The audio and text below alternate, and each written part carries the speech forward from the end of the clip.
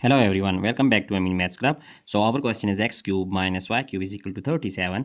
We have to find the value of x and y. So first of all, we see that at left hand side it is actually perfect identity of algebraic. So we use, as we know that by algebraic identity, if we have a cube minus b cube, it will be equal to a minus b times a square plus a times b plus b square.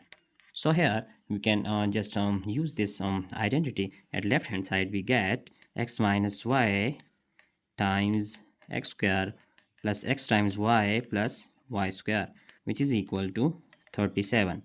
Now we see that here for any value of x minus y, it is always less than this x square plus xy plus y square. So if we write the factors of 37, so we have 1 times 37, and similarly 37 times 1 we get 37. So here we just take this case, which is 1 times 37, because here first one is smaller factor and other 37 is greater.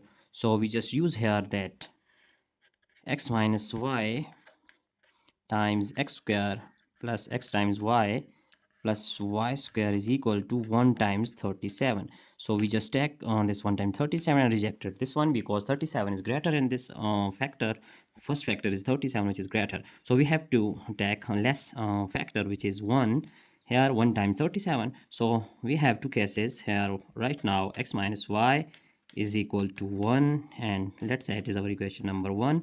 And our second case is x square plus x times y plus y square is equal to 37. So let's say it is our equation number 2. So now we just deal this equation number 2 here first. So x square plus just rearranging y square, and this xy, if we see this, that xy, if we write xy like this for making perfect square, that minus 2xy plus 3xy is equal to 37. So by using this, by splitting this xy like this, we get that 3 plus 3, so minus 2 we get plus xy, which is equal to this one. So we are just going to make a perfect square here. Here we see that x square plus y square minus 2xy, it is actually an algebraic identity. So we can write this one x minus y whole square plus 3 times x times y is equal to 37. So I hope you have understand this step. And now x minus y whole square, as we know that from equation number 1, that x minus y is equal to 1. So putting x minus y here, we get 1 square plus 3xy, which is equal to 37. And furthermore, we get 3xy is equal to 37. 1 square is 1. So shifting this, we get minus 1 here on right hand side. So 3xy is equal to 36, and dividing both sides by 3, we get xy is equal to 12. So it is value of xy. We are just write this and name this equation like it is equation 3. So now during this equation number 1, which is x minus y is equal to 1, now just finding the value of x here. So we have x is equal to 1 plus y, but from equation this equation 3, xy is equal to 12. So putting this value of x in equation 3, so putting this value of x, which is 1 plus y, in equation 3. So equation 3 is xy is equal to 12. So value of x is 1 plus y times this y is equal to 12. Now we see that multiplying this y, we get y times y is y square plus y times 1 is y, and shifting this one, we get minus 12 is equal to 0. So here we can factorize this. It is actually quadratic equation. So by factorization, we can find the solution of this equation. So y square, here we see that 12 1 is 12 by midterm method. So we use 4 3s are 12, then plus 4y minus 3y minus 12 is equal to 0. We have just split this one, this midterm. So taking y is common, we get y plus 4, and minus 3 is common, we get minus plus 4, which is equal to 0. So now we have again two conditions, which is y plus 4 is equal to 0 y plus 4 and y minus 3. So here we have two conditions, that y plus 4 is equal to 0 and y minus 3 is equal to 0. So y is equal to minus 4. Let's say it is y1. So we have just find out the value of y1, which is minus 4, and similarly y2 is equal to 3. So it is value of y2. Now for these two values of y, we can just find out the value of x. So using our equation 1, that recalling equation 1, which is x minus y is equal to 1. So when we put the value of y1, which is minus 4, then we will get the value of x1.